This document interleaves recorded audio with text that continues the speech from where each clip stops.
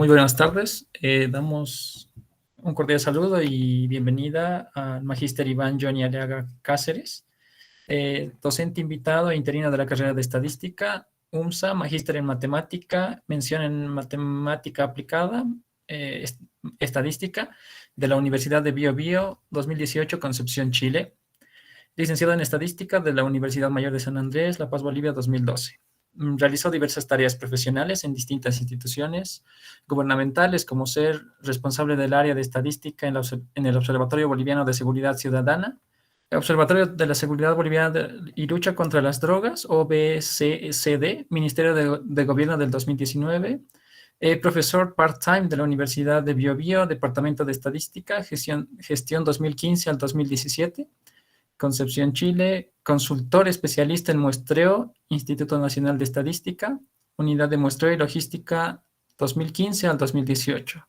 Así también consultor profesional en Estadística Económica, Ministerio de Economía y Finanzas Públicas 2014, consultor profesional en la especialidad de Estadística, Ministerio de Medio Ambiente y Agua. Consultor especialista en Estadística Informática en la Unidad de Análisis Productivo del Ministerio de Desarrollo Productivo y Economía Rural del 2012. Y autor de distintos artículos publicados en revistas tanto nacionales como internacionales. Magíster Iván, ¿tiene la palabra? Gracias. Muchas gracias. Enseguida les comparto. Ok.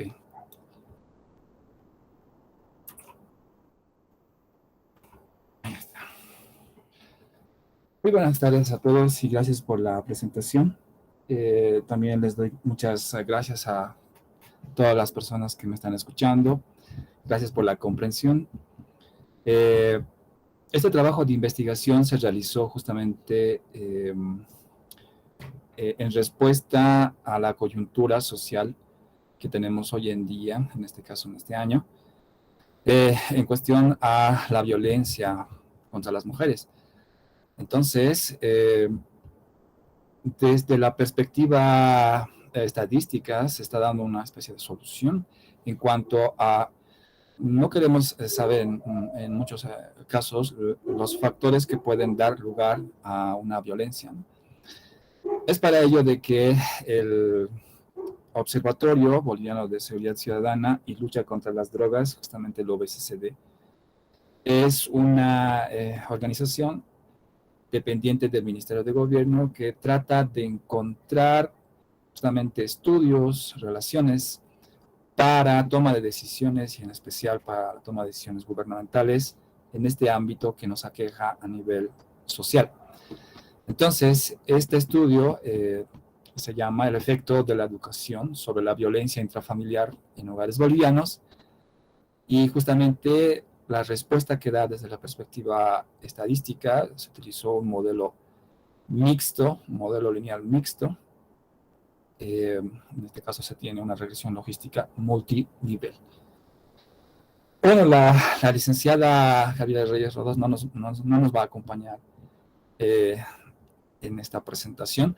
Sin embargo, yo voy a explicar el compendio, más que todo los resultados que se han logrado obtener, así como también la metodología, importante, ya que pues los datos que se están mostrando ahora como resultados específicos, en este caso de la educación sobre la violencia intrafamiliar, están dados obviamente por el Instituto Nacional de Estadística.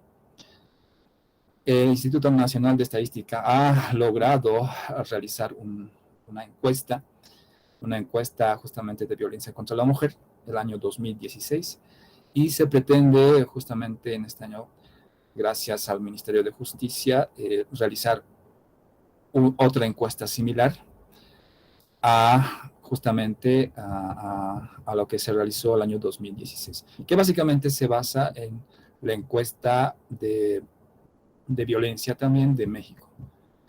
Bien, entonces empezamos con el hecho de que la violencia contra las mujeres pues es un campo de estudio muy importante que debe incluir obviamente en investigaciones técnicas estadísticas y válidas, ¿no? Para medir esta problemática. No basta, obviamente, con integrar estadística exploratoria y descriptiva para solucionar temas puntuales, sino que también temas más profundos en el ámbito quizás social y psicológico.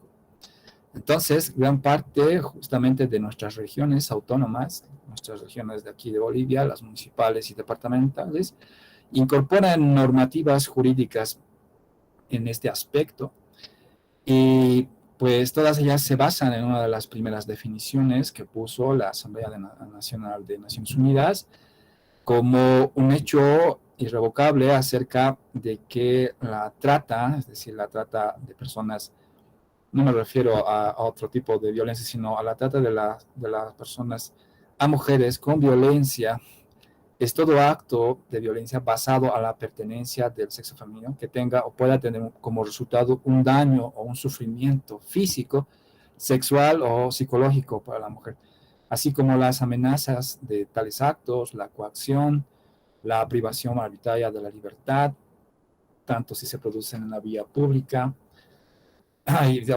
como en la vida privada. Entonces, gran parte justamente de nuestra sociedad, lastimosamente, vivimos con violencia, en especial hacia las mujeres, se ha ido incrementando bastante en este año, y basándonos justamente en, en esas normas jurídicas que nos permiten justamente poder dar una respuesta a este tipo de violencia, específicamente a la violencia intrafamiliar, que se va a abordar en esta investigación. Bueno, de todo caso estaría un poco desfasada, ¿verdad? Porque si tenemos los datos del 2016, hablar de estos aspectos ahora recién sería un poco absurdo. Sin embargo, gran parte de las normativas que se han desarrollado ahora, bueno, hasta el momento, han sido fruto justamente del análisis exploratorio de datos en su tiempo. Sin embargo, no toman en cuenta otros aspectos importantes como por ejemplo el tema de educación que se va a abordar ahora. Bien, entonces tenemos otra definición de la Convención de Belén do Pará sobre la acción o conducta de violencia contra la mujer, en este caso un poco más general, basada en el género, que es justamente aquella que causa muerte o daño o sufrimiento físico, sexual, psicológico hacia la mujer. Y también va en los dos ámbitos, tanto público como el privado. Esta desagregación del ámbito público-privado, pues es un tema que va de la mano justamente de la parte jurídica. Sin embargo, pues para nosotros la información pertinente de toda la región de Bolivia está ya enmarcado justamente en la encuesta nacional de prevalencia y características de violencia contra las mujeres. Ahora, veamos un poco de los antecedentes acerca de este punto específico. Existen numerosas investigaciones en el área de ciencias de la educación, psicología, en el área del crimen, etcétera, que observan de la existencia de una relación inversa entre los niveles de educación y la violencia intrafamiliar. No me voy a ir a otro tipo de violencia que también está definido anteriormente, como las Naciones Unidas, etcétera, sino específicamente el tipo de violencia que que se va a mostrar ahora es el de violencia intrafamiliar, es decir, de violencia hacia la mujer por parte de su esposo. Estamos hablando de una población que es casada, es decir, una población de mujeres casadas. Por ejemplo, tenemos uno que es el de Kumar, que muestra justamente una investigación relacionada a la educación y los niveles de violencia intrafamiliar. También está el de Ellsberg, que también muestra esa relación inversa entre estos dos tipos de indicadores. Bueno, y una vasta, obviamente, investigación relacionada a estas dos variables, utilizando diferentes esquemas, no necesariamente las mixtas como la que se va a ver ahora, sino aquellas que están relacionadas con ámbito de procesos estocásticos. Bueno, en nuestro ámbito, desde nuestro punto de vista nacional, como Bolivia, tenemos una serie de antecedentes acerca de investigaciones relacionadas con la violencia intrafamiliar. El primero de ellos, obviamente, es esta, que es los resultados de la encuesta desde el 2016. También tenemos uno de Antonio Edgar Moreno Valdivia, del año 2017, que habla sobre justamente la violencia intrafamiliar desde aspectos comunitarios, y también habla acerca de la educación como un aspecto importante, acerca de que es una fuente protectora hacia la mujer, acerca de la violencia que puede sufrir o no, de parte de su cónyuge, de parte de su marido. Sin embargo, pues, va a ser muy interesante esta investigación de Antonio Edgar. Presenta una investigación de tipo descriptiva y exploratoria, pues se ubica geográficamente en el municipio del Alto y a través de fuentes secundarias. Nuestro objetivo ahora, el presente trabajo de investigación, examina el papel que tiene la educación de la mujer casada y su cónyuge sobre la violencia intrafamiliar que pueda existir en pareja, en el contexto, obviamente, de violencia de pareja, que generalmente es de tipo sexual, maltrato, etc. Bien, entonces nos vamos a basar en esa encuesta última, que es la de 2016, que realizó el INE. Y para ello, obviamente, para avisorar un poco más acerca de esta problemática tan específica, vamos a hacer uso, obviamente, de la metodología de modelos lineales, desde la perspectiva de la estadística paramétrica. Ya que existen también otros puntos de vista, como la no paramétrica, pero bueno, tienen una serie de inconvenientes en el aspecto de la interpretación. Sin embargo, puede ser subsanado con una serie de ajustes que se han propuesto últimamente, ¿no?, en el aspecto no paramétrico. Basándonos en la estadística paramétrica, pues nosotros debemos definir aquel modelo que pueda relacionar dos situaciones, ¿no? Una, la situación desde la perspectiva de la medición específica de la variable de respuesta versus las variables de entrada o las variables que puedan dar un descubrimiento acerca o la relación de variabilidad acerca de la respuesta de la variable de salida, en este caso la outcome. Bien, comencemos con algo simple, antes de entrar de lleno, obviamente, obviamente con la investigación de violencia intrafamiliar.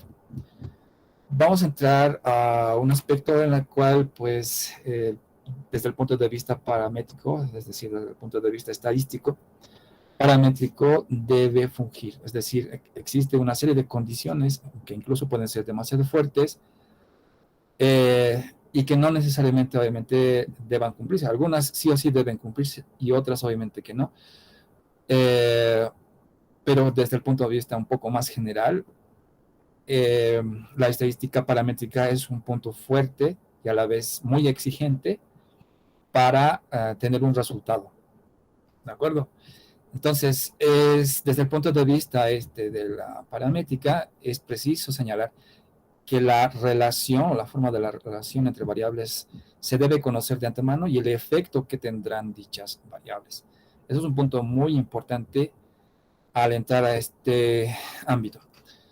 También necesitamos saber en cuánto debe cambiar una variable relevante para obtener un efecto deseado.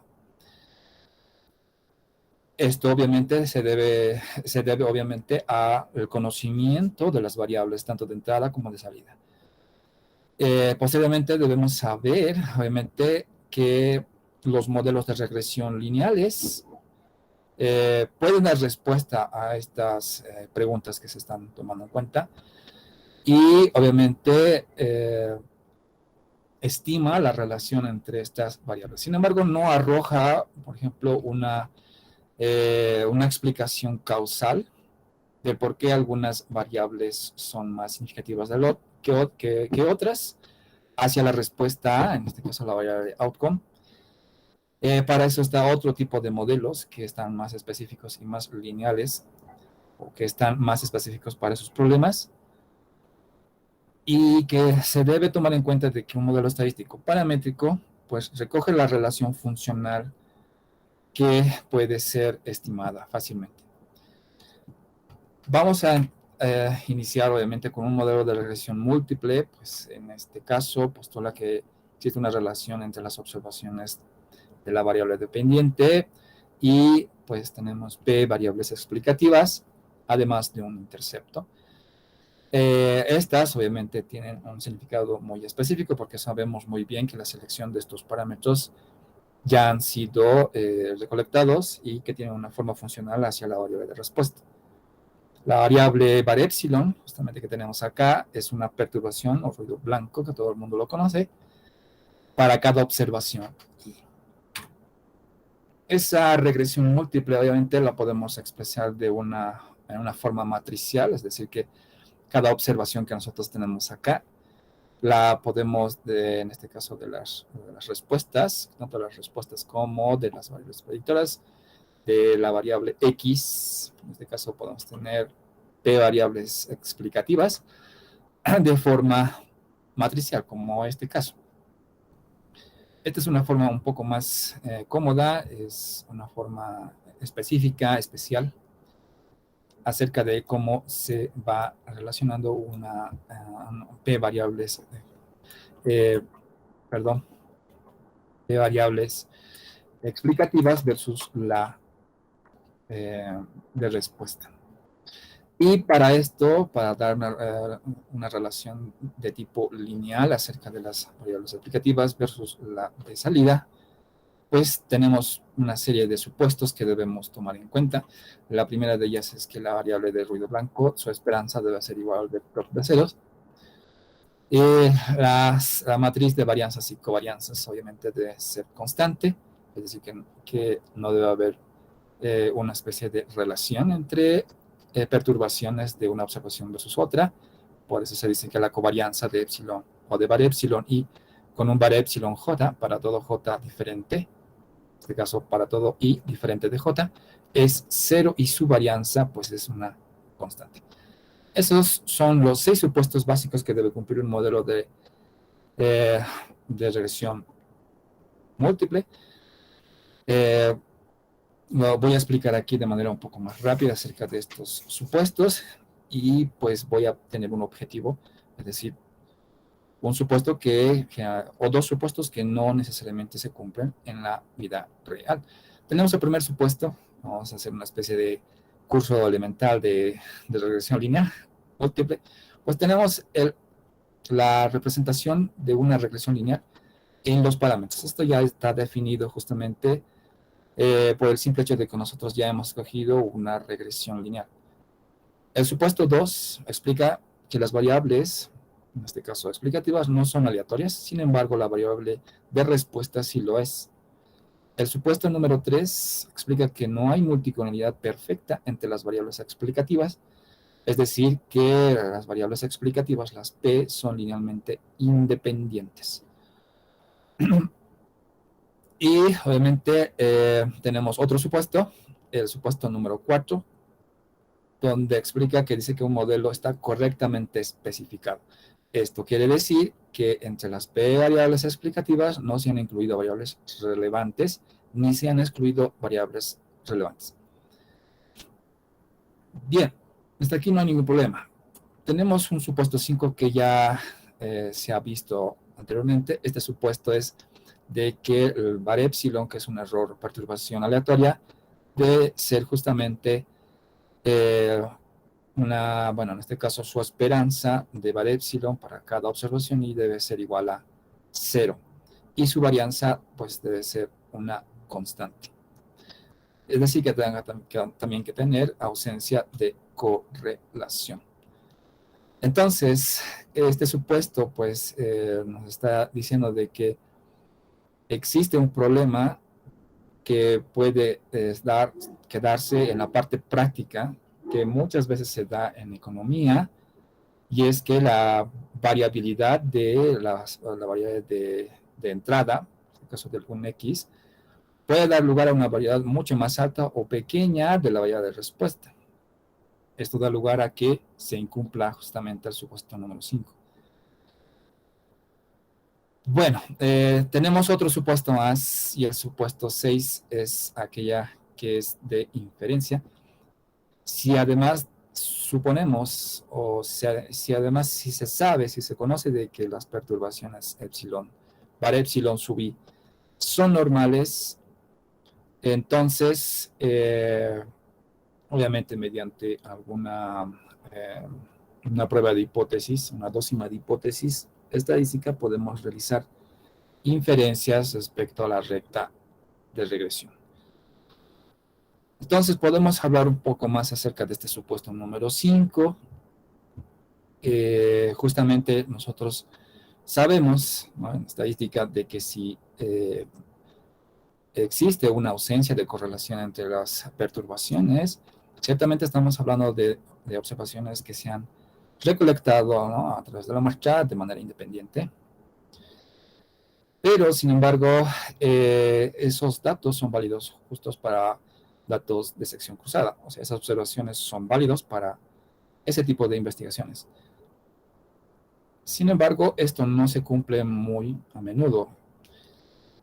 También está el hecho, por ejemplo, de que si esa observación se haya obtenido a través del tiempo. En ese caso tenemos una serie de tiempo o una serie cronológica. En ese caso no necesariamente se cumple el supuesto 5, en el cual pues tenemos ya una correlación entre las perturbaciones. Es decir, que son diferentes de 0 para cada observación. Por ejemplo, si ubicamos nosotros una recta de regresión donde las variables de entrada, en este caso tenemos aquí la x sub 1j, la x sub 2j, etc., podemos observar que las varianzas son constantes a lo largo de la recta de regresión. Esto implica que existe una homocedasticidad en el modelo, en este caso de las observaciones y el modelo que nosotros queremos representar. Sin embargo, al no cumplirse el supuesto de homocedasticidad, pues tenemos algo así como lo que está en este gráfico. Eso significa que alguna de las variables de entrada, bueno, algunas observaciones de entrada, presenta alguna variación mayor en términos de varianza para poder realizar una explicación acerca de lo que se quiere dar de respuesta, ¿no? Entonces estamos hablando aquí de una alta heterocetasticidad. Aquí se supone o se está asumiendo de que las observaciones pues no son tan independientes como se lo está hablando o como se lo está especificando en un modelo de regresión múltiple. Bien, entonces, si además nosotros sabemos, obviamente esto está por demás, este slide, pero si asumimos que el supuesto número 6, por alguna dócima de hipótesis, de que las perturbaciones tienen una distribución normal, entonces se pueden realizar todo el conjunto, todo el set de herramientas que tiene justamente para realizar inferencia de la recta de regresión que estamos nosotros analizando. Pero me voy a adentrar un poco a esta falta de independencia de las observaciones, porque es justamente acá el punto en el cual se trata de mejorar esta situación. Resulta que cuando se incumple este tipo de problema, en este caso, cuando se incumple el supuesto de homocedasticidad, eso quiere decir que las observaciones son netamente o son no independientes, que tienen algún tipo de relación. Significa que existe alguna variable que agrupa algunas observaciones. Es decir, que cuando existe una violación al supuesto de independencia requerida, al supuesto número 5, entonces, pues estamos bajo un esquema específico que, pues, lo voy a llamar en este caso, como muchos autores lo han denominado, un modelo multinivel. Un modelo multinivel se usa cuando se incumple este supuesto de independencia. Entonces, bajo ese esquema, se debe observar la naturaleza del recojo de información. Es decir, que debe verse el diseño muestral con el cual se tiene la información Porque puede ser de que estas pues hayan sido observadas o medidas a través del tiempo, o que hayan sido observadas de algún método, en este caso alguna metodología, de manera repetida. Estamos ante una situación en la que las unidades experimentales, ¿no?, las unidades experimentales que nosotros conocemos, está formada por grupos de subunidades. En ese caso, pues estamos ante medidas repetidas o anidadas, o que algunos individuos, en este caso algunas pilas, podríamos decir, están dentro de grupos. Si estamos ante una perspectiva en la que el diseño muestral da esa posibilidad de observar de manera repetida una unidad experimental, pues estamos ante un muestreo pues, longitudinal, donde necesariamente se debe conocer el diseño de la muestra, un muestreo contingente de eventos, donde de igual manera se debe conocer el diseño de la muestra que se haya obtenido, o que los individuos que estamos haciendo las unidades experimentales, pues conforman grupos jerárquicamente armados. Por ejemplo, puede ser de que se haya especificado una muestra de alumnos que justamente se haya observado en determinadas escuelas, o que se hayan mostrado escuelas, de manera que también se haya observado un número específico de alumnos jerárquicamente después de la escuela. Bueno, existen bastantes ejemplos de esta índole. Entonces, cuando nosotros aún realizamos una investigación con el que nos damos cuenta de que un modelo de regresión múltiple es buena, aún a pesar de los indicadores como el R cuadrado ajustado, etcétera. Cuando se incumple este supuesto número 5, pues se llega justamente a subestimar los errores estándar de las variables. Es por eso de que surge esta alternativa de poder utilizar un modelo multinivel. Vamos a hacer un ejemplo así sencillo para explicar un poco más acerca de este modelo multinivel y pues de manera gradual ir poco a poco y de manera compleja a observar de manera matricial el último modelo que vamos a utilizar, que es el modelo logístico multinivel. Bueno, entonces la idea básica, por así decirlo, es con datos, es decir, con observaciones muy sutiles. Tenemos acá una muestra, en este caso de un conjunto de datos, perdón.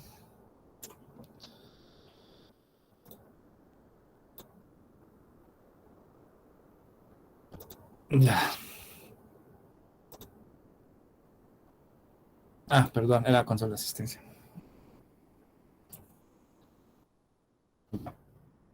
Bueno, tenemos un conjunto de datos de medidas repetidas de 26 jóvenes, ¿de acuerdo?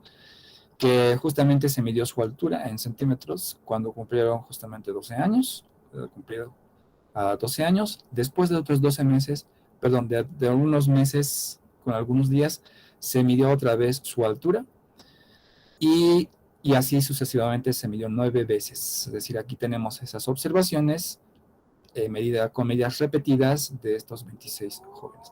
Como podemos observar, acá podemos dar una relación entre edad y la altura fácilmente mediante una regresión lineal simple, ¿cierto? También podría ser múltiples. En el caso estamos utilizando un ejemplo, pues es mejor así. Como podemos observar, quizás acá tenga alguna perspectiva de la violación del supuesto número 5 de independencia de las observaciones, ¿cierto? Quizás sí, quizás no, pero nosotros podemos realizar ese modelo, ¿no? El más sencillo de todos. Aquí tenemos la estimación del intercepto, al igual que la estimación de la pendiente, y tenemos pues justamente esta relación entre altura y la edad. Entonces podemos nosotros decir básicamente de que esa recta de regresión pues es una medida representativa del conjunto de datos. Sin embargo, como ya hemos hablado ahí hace unos cuantos slides, podemos adicionar, es decir, podemos ver las mediciones que se realizaron para cada sujeto, es decir, para cada joven, a través de las 9 observaciones que se han hecho en el tiempo, podemos observar, ¿no?, que tiene una relación justamente de incremento para cada uno de los sujetos medidos en el tiempo, obviamente, y podemos añadir las estimaciones justamente, o la relación ajustada del modelo de regresión lineal general. La línea, en este caso negra, pues muestra la regresión lineal entre la altura y la edad de estos 26 jóvenes general, es decir, que se ha utilizado este modelo anterior, el más simple, y se ha representado para cada uno de estos sujetos a través del tiempo. Como podemos observar, hay algunas, en este caso, observaciones que están por encima y otras que están por debajo de la línea que supuestamente representa a este conjunto de datos. Es porque básicamente este conjunto de datos está violando el principio número 5, en este caso supuesto 5 de independencia.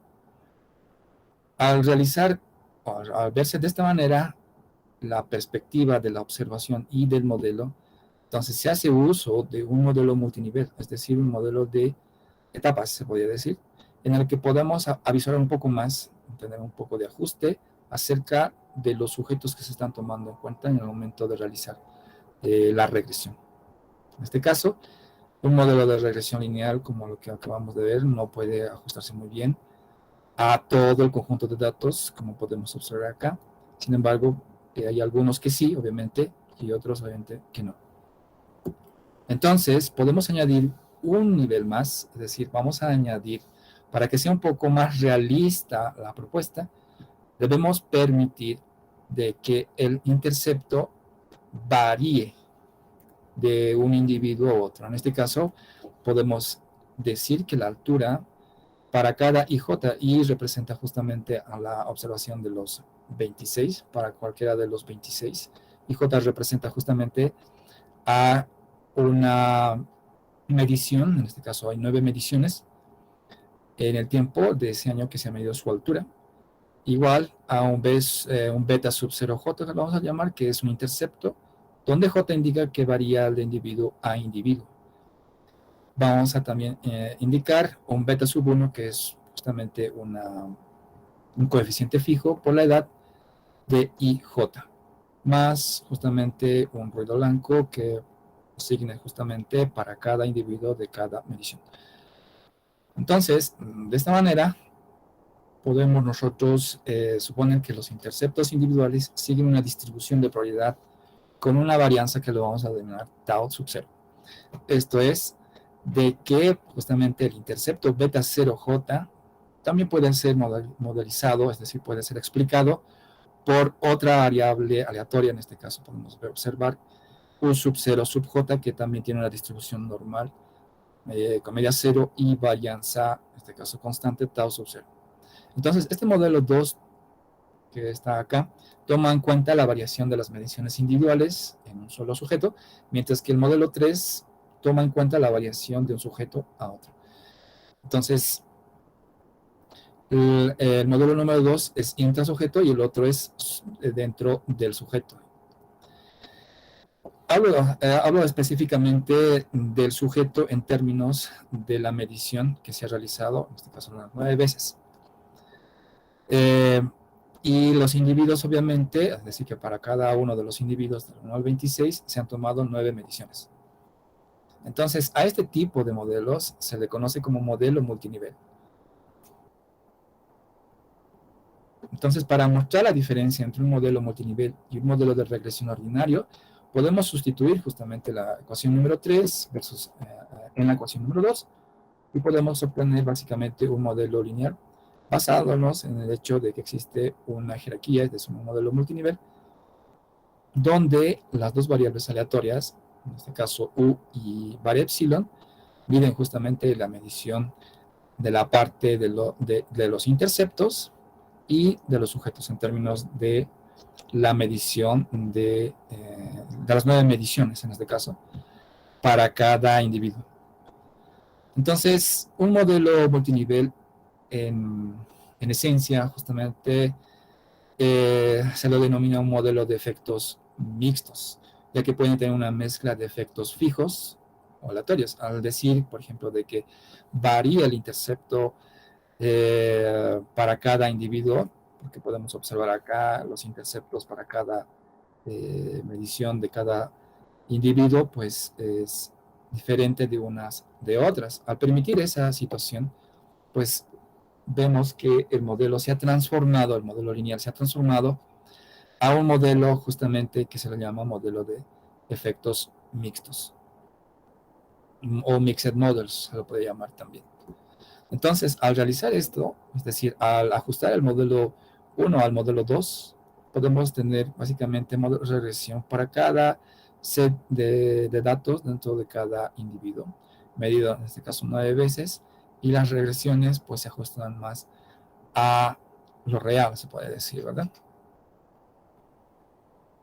Bien, si lo podemos observar un poco de manera más matricial, el modelo 2 junto con el modelo 3 que se ha visto anteriormente, basándonos en el hecho de que este conjunto de datos viola el supuesto número 5. Entonces, podemos observar dos etapas justamente para poder avisorar, poder tener este conjunto de datos con esta recta de regresión ajustada.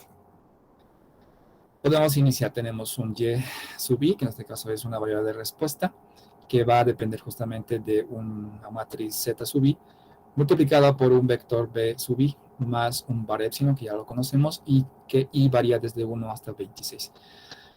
Z sub i es una matriz, en este caso lo vamos a llamar una matriz de covariables, donde está formada de 9 por q, en este caso q vale 2, donde la segunda columna representa justamente la representación de las observaciones a los 12 años, después de algunos meses, en este caso ya 12.126, y así sucesivamente.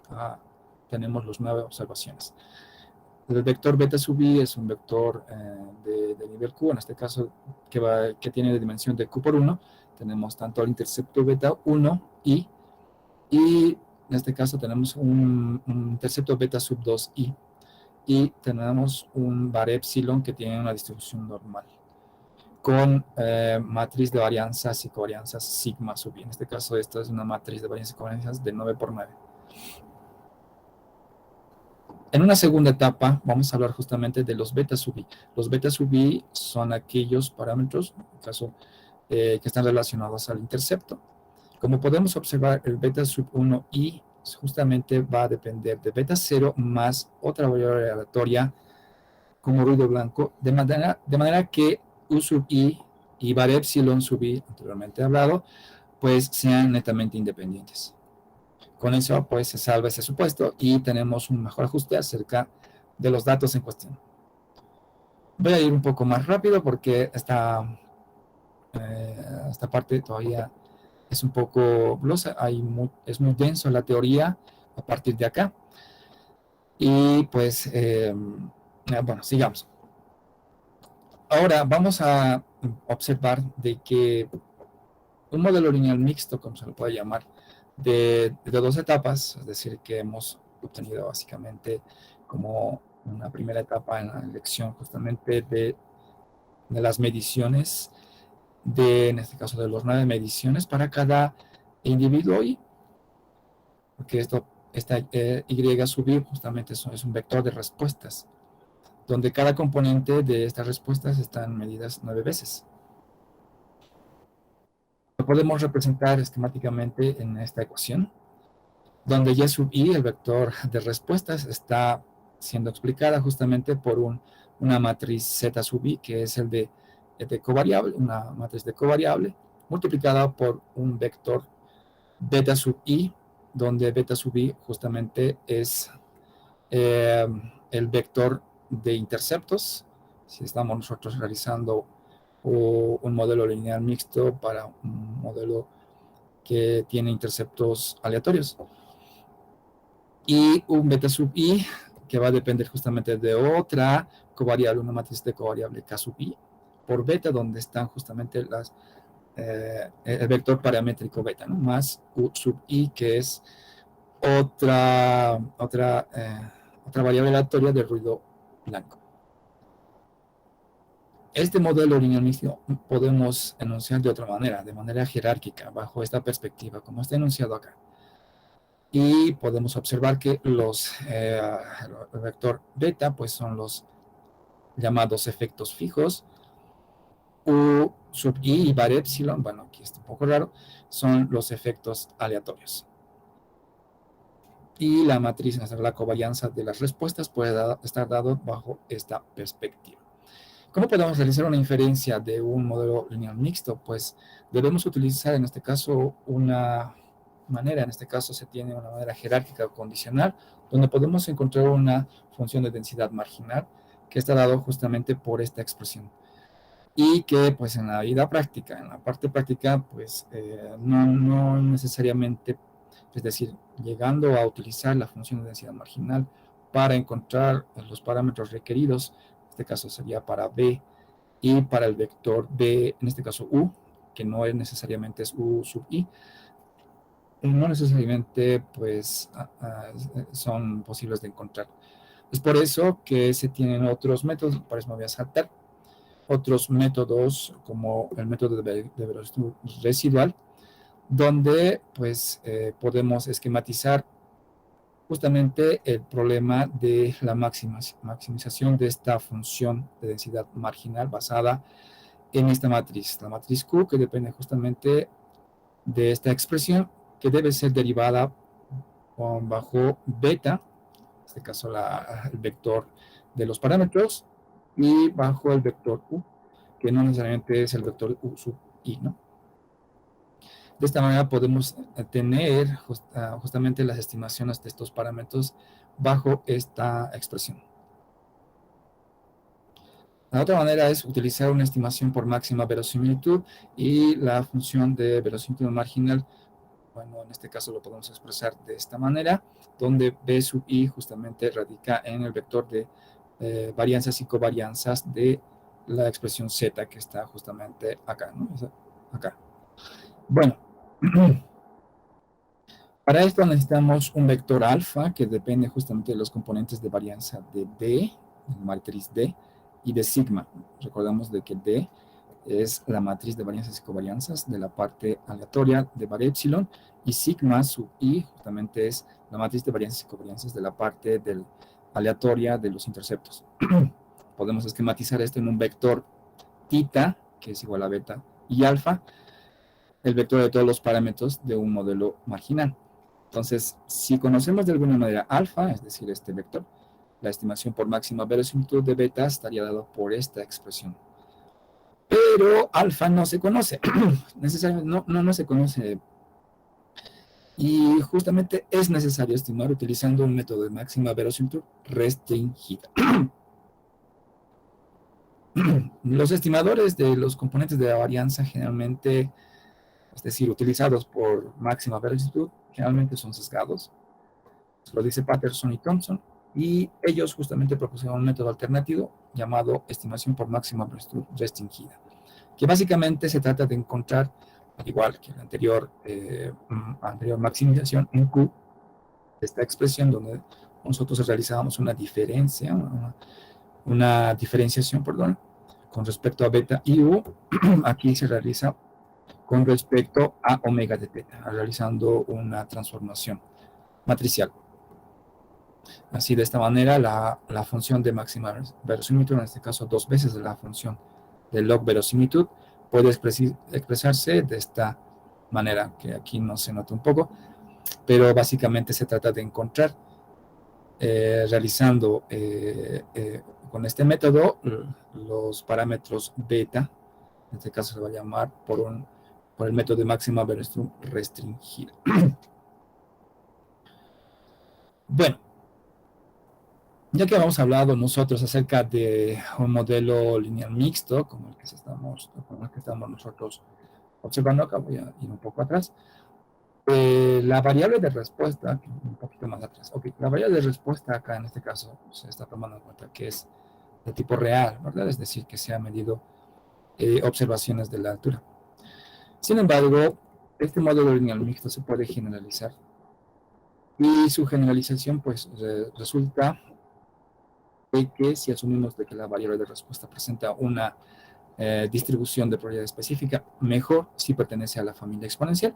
Nosotros podemos expresar justamente la valla de respuesta, no necesariamente de manera real, sino también dicotómica. Bajo este esquema, en un modelo lineal, en este caso generalizado mixto, podemos utilizar respuestas dicotómicas, utilizando una transformación Logit.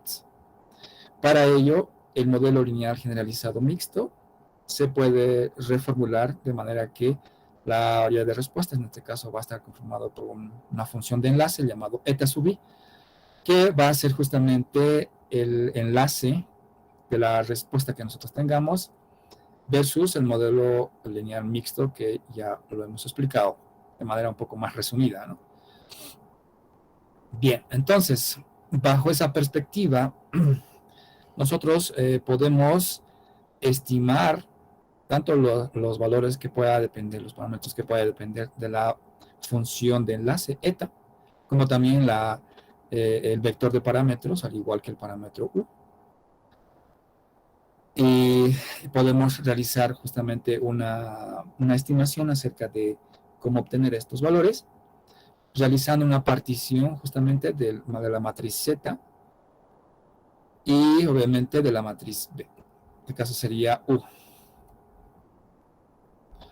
Entonces existe un procedimiento llamado BLOOP, que es un estimador linealmente, bueno, es el mejor estimador linealmente insesgado, que proporciona justamente valores para beta, para B y para sigma cuadrado.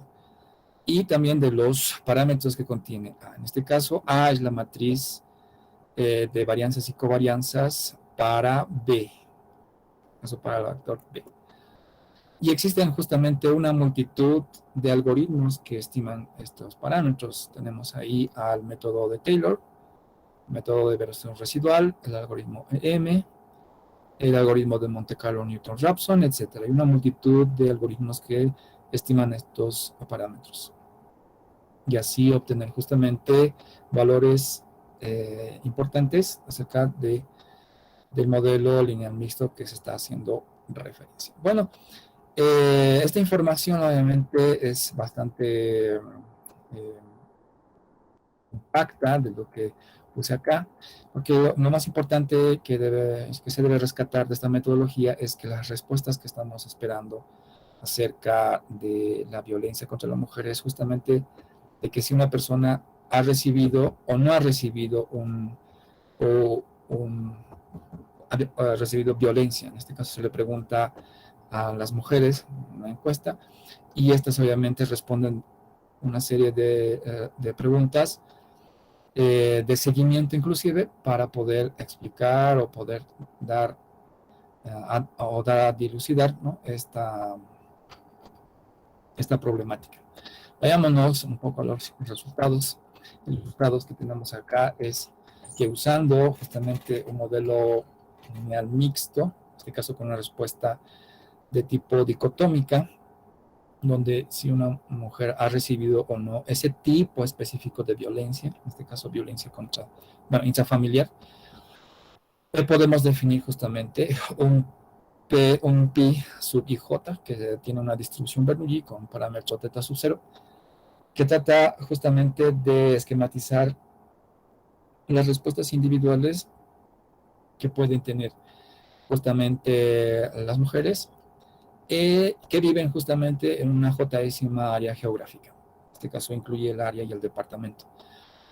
Y tenemos el mismo modelo presentado anteriormente, un modelo de 2 etapas, en el que la respuesta es dicotómica, en la que se puede utilizar una función de enlace de tipo Logit.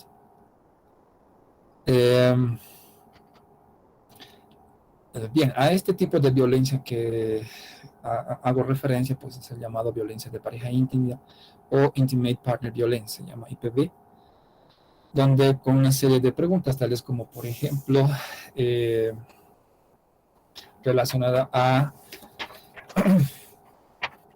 la parte de violencia sexual, donde se pregunta a lo largo de su vida, ¿ha sido obligada Hay preguntas muy fuertes relacionadas obviamente a la obligatoriedad de algún tipo de actividad de tipo sexual y también algún tipo de violencia relacionada a la conducta. Y se hace el seguimiento, es decir, quién lo hizo. Entonces, este indicador de Intimate Partner Violence, pues es una variable dicotómica, donde es 1 si ha recibido y 0 si no ha recibido.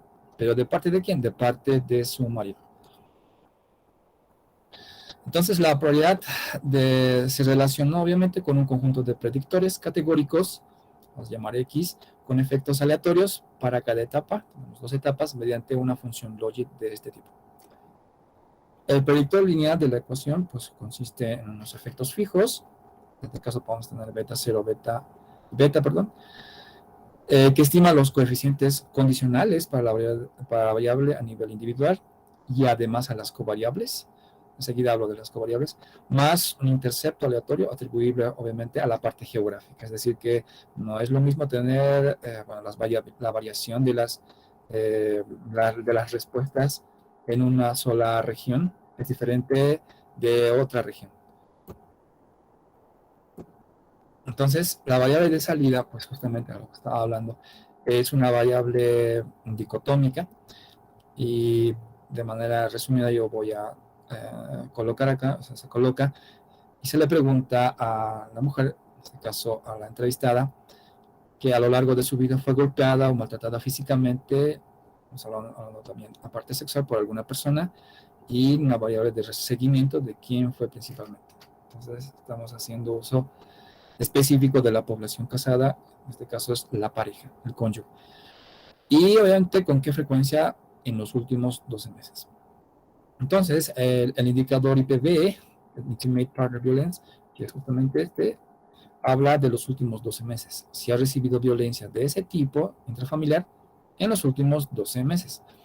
Bien, entonces, a nivel individual, lo que se llama exposure o exposición, ¿no? Se calcula justamente el nivel educacional de la mujer. En este caso se lo utiliza de manera categórica, de 0 años, 1 a 5, de 6 a 8, de 9 a 10, etcétera, hasta 13 y más. Es decir, que pues tiene educación universitaria, el último. También se calcula el nivel educacional del cónyuge. De la misma manera, de 0 años, de 1 a 5, de 6 a 8, de 9 a 10, etcétera. También se calcula una discrepancia educativa entre cónyuges, que tiene 3 categorías. En este caso es el número 1, si el marido, en este caso el cónyuge, el marido tiene mayor educación superior. Otra segunda categoría es de que la mujer tiene mayor educación superior. Y una categoría más que es la de si la pareja actual, no la pareja que se tiene actualmente, tiene una paridad educativa. Y luego, pues, tenemos el listado de variables. Ya sé que pueden observar esto, el listado de covariables no parece ser tan ambuloso, tan meticuloso. Sin embargo, se ha puesto la edad en años cumplidos, categorizada de esta manera, y al igual que edad al casarse. Al respecto de las covariables, la investigación todavía está en curso. Y pues al realizar la investigación, a observar obviamente la temática y también a observar ciertos cálculos con respecto a la data, ha dado más preguntas, obviamente ha dado más preguntas que la de respuestas, obviamente que lo voy a explicar más adelante, en donde pues inicialmente se ha puesto este listado de covariables. Bien, tenemos esta tabla una tabla preliminar del estudio. Todavía aún falta dilucidar algunos aspectos que les voy a proponer ahora.